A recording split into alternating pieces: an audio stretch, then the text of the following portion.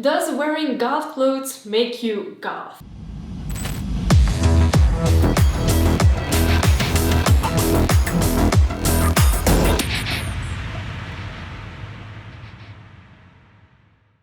Hello bats and welcome to my YouTube channel. My name is Orphea and in today's video I'm going to be giving you an opinion video on a specific topic, and that topic is: does wearing goth clothes make you goth? And the reason why I'm creating this video is that I get this question pretty often, both online and in the real world, because people seem to be confused by goth aesthetics but then that person not relating to the goth subculture and vice versa. So first things first, I can give you a very short answer to this question, and that it is no. And in this video I will be rambling on about this a little bit more, give you my insights, and what I would love from you is to talk to me in the comments.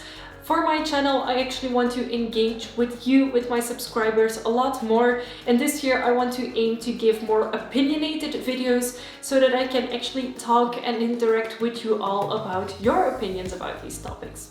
So in today's video I'm going to go a little bit further into why, for me, wearing goth clothing does not make you goth. Now first things first, most people who ask this are people who are either new to the subculture, don't know what goth is yet, or people who just see goth fashion a lot, but don't know what lies beneath it.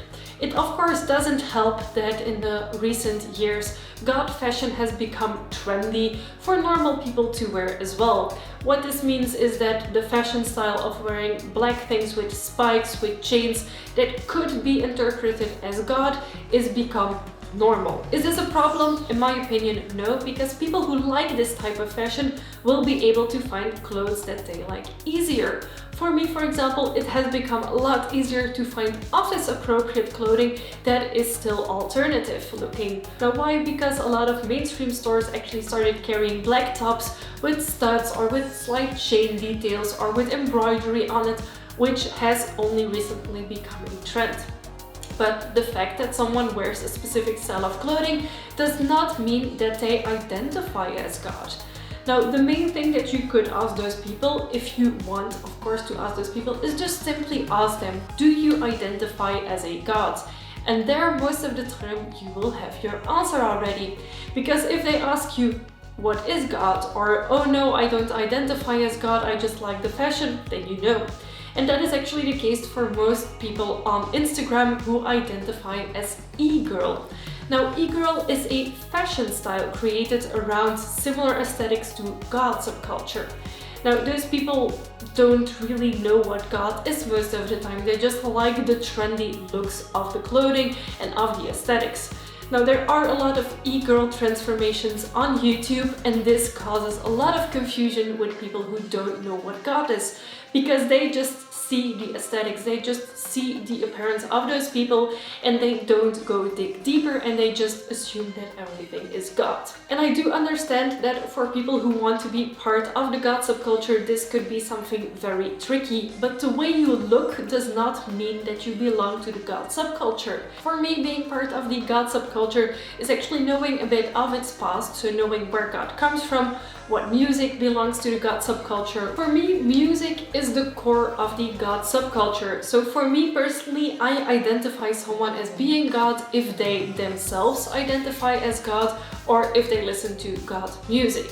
But that all depends on that person's interpretation of goth and if they want to be associated as being goth. And this is actually a very wide discussion because some people don't want to be identified as goth, but they actually listen to the music that the goth subculture has. They go to the same festivals, they wear similar types of clothing, but yet they do not find themselves identifying as goth, and that is perfectly fine. It is not just some sticker label that you stick onto someone. Now, I personally do identify as goth, and do I dress goth? Of course I do, but it's not the same thing. It is not that I pick out these clothes just to give the appearance of belong to the subculture. I actually live and breathe goth in my daily life, and you could ask my partner who is not into goth at all. He sometimes is really amazed by some of the things that I say and do, but that's a whole other video to someday make in the future. And another example I could give is photo shoots, because I do photo shoots pretty often and I get the question a lot from people, can we buy a photo shoot package with styling included? So these are regular nowadays people, they just want to dress up and have cool pictures with goth clothing on. And that is also something that I see nowadays coming by a lot, is people just like the aesthetics, they like the style, but it is not what they identify with. And there is actually an expression that say the clothes make the man, but in this case that's not true at all. Because you dress goth does not mean you are goth. You can of course dress goth and be goth, but you can also simply dress the way you want and just identify the way you want without having to belong to said subculture. And I think that the main source of this confusion comes from both YouTube and Instagram, because on YouTube you can find a lot of goth transformation videos of regular people transforming into goth looking outfits. It's also become way more accessible to find these types of clothing. Back in the days you had to either invest a lot of money into particular pieces you enjoyed, thrift them, make them yourself, DIY them, dye them even black, because it was not as easy to find these gothic aesthetic pieces. Nowadays you can find anything and everything you want online, and it has become way more accessible to dress a particular way without actually knowing what the subculture you are kind of dressing as identifies with. And I'm not saying that people shouldn't dress the way they want. Absolutely, everyone can do whatever they want as long as it is safe and as long as it don't harm anyone else. So that is kind of my opinion on the whole goth aesthetic. Now, Instagram has made this particularly difficult because there are a lot of people on Instagram who are promoting brands and who are advertising brands. They get paid for it, they get sent free items, and they often identify as being alternative or edgy, and they don't know what goth is, they don't listen to the music. This could be e-girls, this could be metalheads, this could be simply just normal people who listen to pop music, who don't even know what goth is, where it comes from, they just like the aesthetic. And that's okay. I feel that there is no offense to be taken in people asking me if I dress goth, am I goth? Or asking me, do I have to dress goth if I want to be goth? Because no, you don't have to. I advise you to just follow the way that feels good to you. And if you want to identify as goth, the only requirement, in my opinion, is that you do a little bit of research into what goth is, what it stands for, what music it belongs to, etc. And that you kind of know the roots of it. I think it's important, but I think that is like this regardless of the subculture you want to identify as. I'm not gonna say that I am a metalhead if I have never listened to metal before, but simply because I found a Slipknot t-shirt in a thrift store.